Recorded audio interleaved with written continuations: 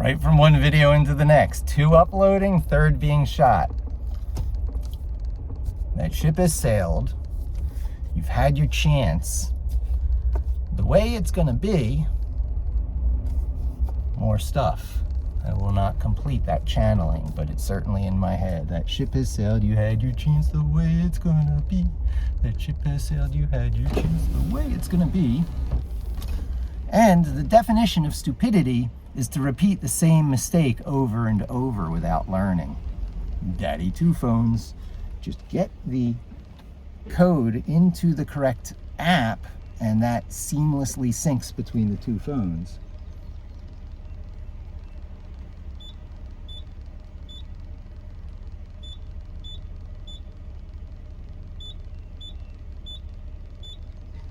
Haha. Daddy 2 phones. It would also have been acceptable to have some real paper and pen at my disposal. The world is so different. The world is so different. People like me really struggle between rules that were so essential, and they still kind of are, you know, batteries run out, you know, you see the weaknesses of the new systems when you rely on them and you need them. Always have paper and pencil, or something that can function as paper and pencil. I used to carry pens, ballpoint pens on my keychain, because you could write on anything. You can write on your hand. So you always had something equivalent to paper, right? The pen or the pencil was the problem. And in fact, pens are better than pencils because pens can write on skin. So I don't do that anymore. I've given that up. I'm a realist. I'm a pragmatist about these things.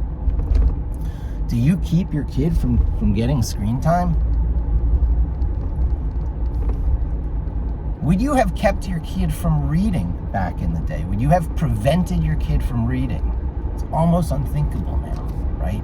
But when common literacy, when the ability to read was amazingly brought to the masses, brought to all the social classes, very disruptive, there were plenty of people who were like, get your nose out of that book and be engaged in the real world. Now, the real world is fine. I am not putting down the real world. I moved to the friggin' Poconos so that the real world and nature and foxes and deers and bear were right outside your window.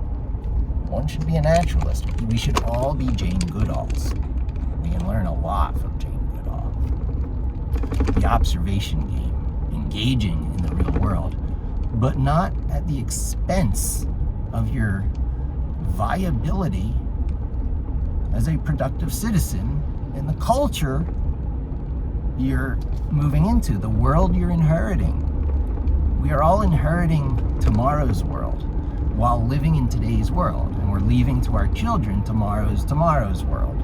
It's going to be as unrecognizable to us of this generation as this generation is to people of 1 or 2 generations ago. I mean, mobile phones and the internet, instantaneous global communication, really? And when that's the case, do you really want to inhibit the increasing familiarity with tomorrow's world on the altar of yesterday? How much screen time are you cutting back? How much time are you limiting? Of the all day they could spend on it, right? You know, a kid could probably go like out of a 24-hour day, you know, 14 hours, 16 hours. It could go for much longer than a work day. You switch from one thing to the next because there's lots of subject matter. Screen time and electronics, the digital interacting with things through digital portals is as diverse, more diverse, than the things you can interact with in real life. In real life, you got a choice of what's in your bedroom, the private space that you can carve out for yourself. Books, thank goodness, books are an option because the space in your head expands the space like a bag of holding in Dungeons and Dragons. D&D people know what I mean. It's one of the first coveted possessions when you start campaigning, otherwise you can't bring your booty back. You gotta throw it in a bag of holding. So, you know, literacy in books expands your personal space immensely, but that's already into a sort of virtual space, if not digital. So outside your bedroom, you got to interact with your family and the people around you. What about outside? Can you go outside? Not on your own anymore. It isn't the 80s anymore. It's not the era I grew up in, except around here, of course. If you're in the Poconos, your kid can go outside. There's no danger. You can be on unpaved roads. You can know every neighbor.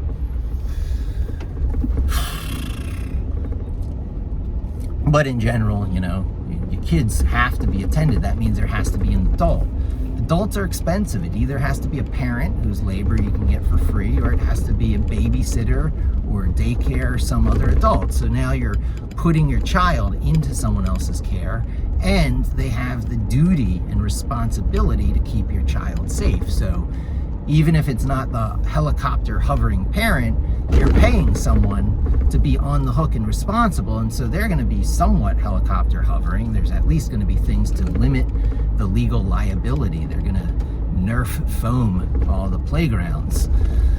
And getting bumps and bruises and the roughhousing and the development of anti-fragile and thus capable and anxiety-resistant individuals is going to be inhibited and hampered, and you're going to have generation after generation, because a generation that was taught with some modest inhibitions, some modest being reined in, is going to raise the next generation with less modest reining in, more draconian measures to limit legal liabilities.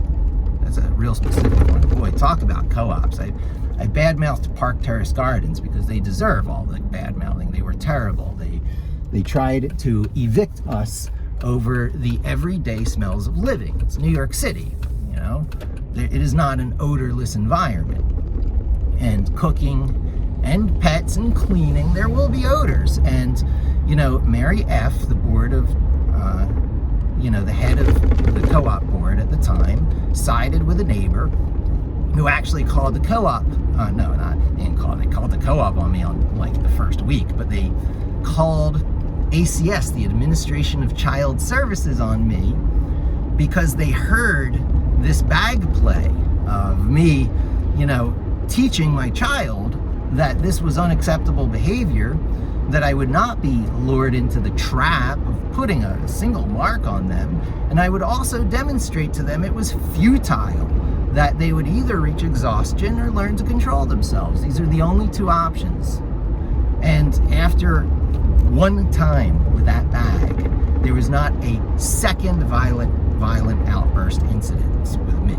That was it. There was one violent outburst, like is acceptable and expected with a child testing boundaries and limits. Can I physically dominate over this weakling dad? My mother left him.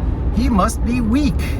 Let me beat him up the way, And so the child tried. And the child discovered, Spider-Man is not just the one thing that you see. It wasn't just the one exposure that you had to this person under, the worst possible circumstances. Little did I know. It isn't just the Park Terrace Gardens board, co-op board, that was the Shark Tank. I was in nested Shark Tanks. I was in Shark Tanks within Shark Tanks. But I'm strong. I'm the kind of person who comes up with the kinds of solutions. Talk about the red armor, the blue armor, right? So I'm channeling Spider-Man. It's a blue shirt with a guy in a red costume. And when I show you the symbolism that I was packing away in long-term storage, symbolism within symbolism, nested symbolism, it's a red combat bag. It's a red martial arts,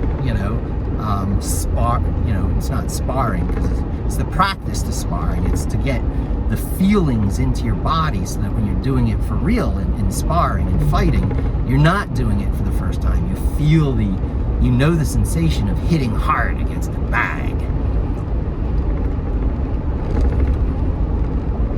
Those are the solutions I come up with for someone who hasn't had enough rough and tumble, enough roughhousing in their life to make themselves anti-fragile.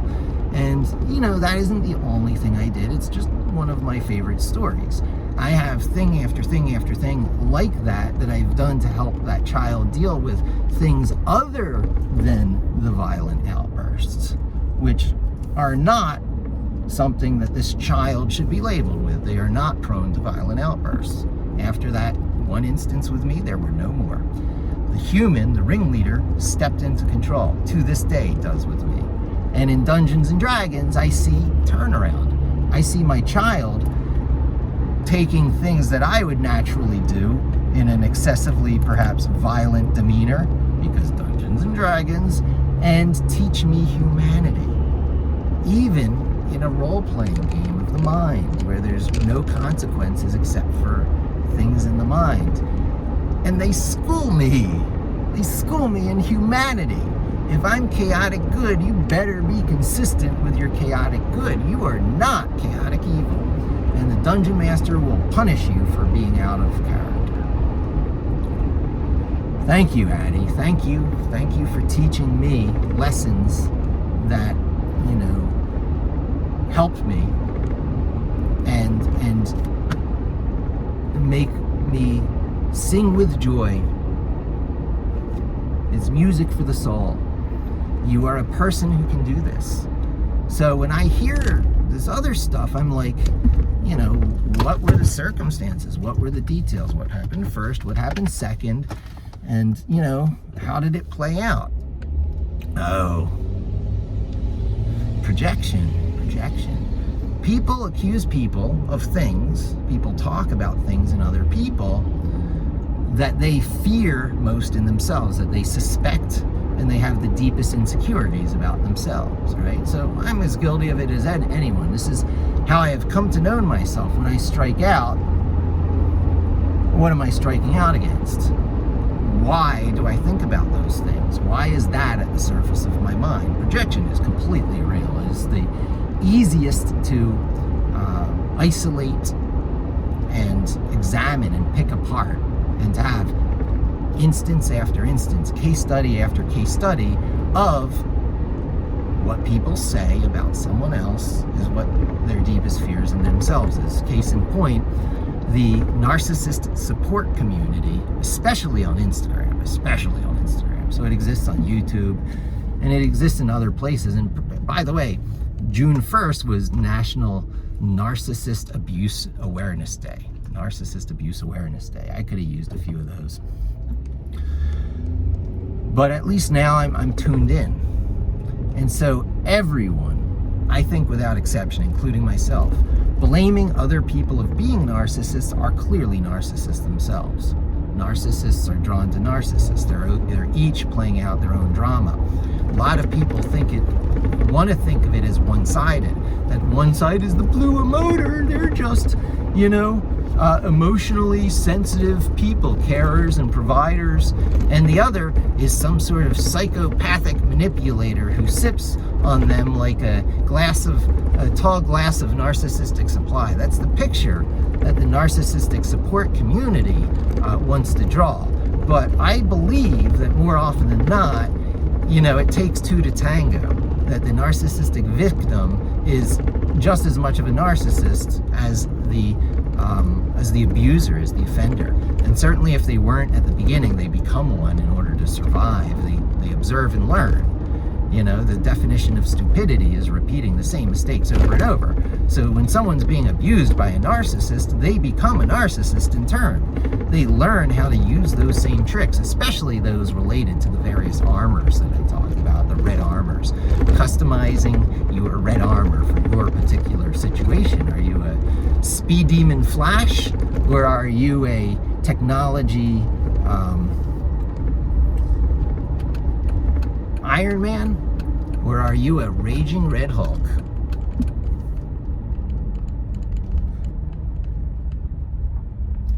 Now, the difference, there's two things that need to be pointed out here. One is that it's not a black and white issue.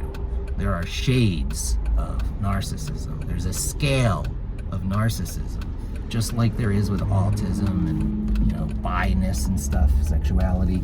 So it has that same scale. And the scale is interesting because at one side of the scale is a genuine infant. All infants, all humans are born narcissists. You're born a narcissist. Wah! Wah! Oh, here's a bottle. Baby has their bottle. They learn to have their needs fulfilled, to have the supply for drinking brought to them by verbalizing, by, emoting, by acting. And so, as a natural human being goes from infant to baby to toddler to adolescent to preteen, there's all these steps of progress on the way where their progress from the age up is like movement away from the beginning of the narcissistic scale. Empathy is learned, compassion is learned, lots of things having to do with game theory. Plenty of sociopaths are still empathetic people. They can't feel the emotions of the other people, but they know from a pure game theory sense that you can't go around destroying everyone and everything. You make yourself, you ostracize yourself, you alienate yourself from everyone, you become a pariah. So functional sociopaths can be just as empathetic as anyone else in life. Good, honest people. It can happen. Probably does happen. Probably happens a lot more than people, acknowledge. Because intelligence leads to empathy, empathetic behavior. The preponderance of evidence shows us that social animals need high degrees of nuanced and subtle interaction with their tribe, with their community, with their culture, with their civilization. It's better for Elon Musk to be a good guy than to be a James Bond super criminal. Why do super criminals not really exist to the degree some might say they do? But honestly, where's Armageddon? Where's the end of the world, right? Everyone who has their finger over the button hasn't pressed it. Optimists are right. Pessimists are wrong. That's an objective fact. It's as close to objective as it gets in our subjective world plagued by the problem of induction. Evidence being, we all still exist.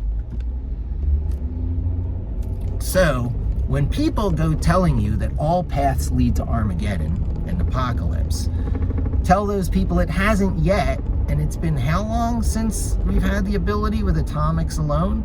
So, you're either wrong, period, in an absolute sense, just absolutely wrong, or you're wrong so far. Which is it? Are you completely wrong, or are you just wrong for, all human history so far?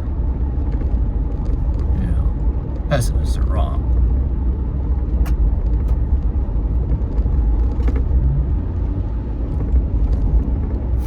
You're in the middle of the mountains and they're still doing all this road maintenance. Wow, I got such a wonderful patch of the Poconos where you get the feeling of isolation and, a gated community of wonderful people without the co-op, hang-upedness. I was talking about bad co-ops, yeah.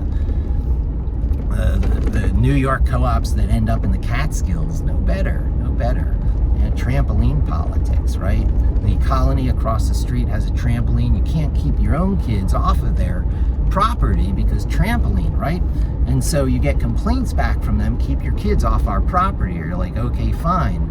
So, you fix the problem. You get a trampoline of your own, and you're like, oh, that's in violation of all the rules. You have to take it down now, or else we're going to form arm in arm and block you from here, right? They tried to join arm in arm and block me from getting into my place over issues, which are just issues of human life. So co-ops, and in fact, it was an eviction lawyer. An eviction lawyer became the president of the Catskills Co-op.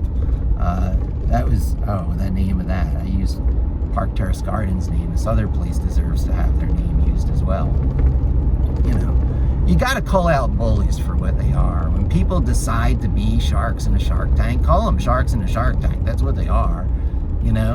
They can't have compromise. Compromise is never, on the table. Can we come to a good conclusion? Can we mediate without a mediator? These are things that are just not options when you have, the wrong things in charge in the three-ring circus, right? You are able to have, the ringleader in charge. Sometimes you overstep your bounds, but sometimes you have to overstep your bounds or else you will be walked all over, right? Nice guys finish last. And following the rules exactly make you a loser. Those are to keep social classes in line, to keep cockneys in Britain, to keep the slave class in the United States. You know, even to this day, there's difficulty overcoming what happened. And, you know, everyone knows there's glass ceilings and prejudice. So, you know, you take, and then you apologize later. And you got to make sure that you're within your own personal set of moral bounds when you take. And when you're coming into conflict with things like co-op associations and everyone seems to hate you,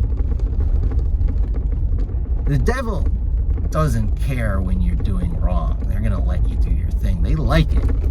Yeah, keep doing wrong. Keep being a pushover. You know, you're doing the devil's work. But when everyone rises up and says you're doing the wrong thing, but your moral code is telling you you're doing the right thing, yeah, the devil doesn't like you doing good. The devil wants to stop you when you're doing good. So if everyone suddenly starts making noise, especially those people with whom you've had similar moralistic problems, you're doing good, my friends.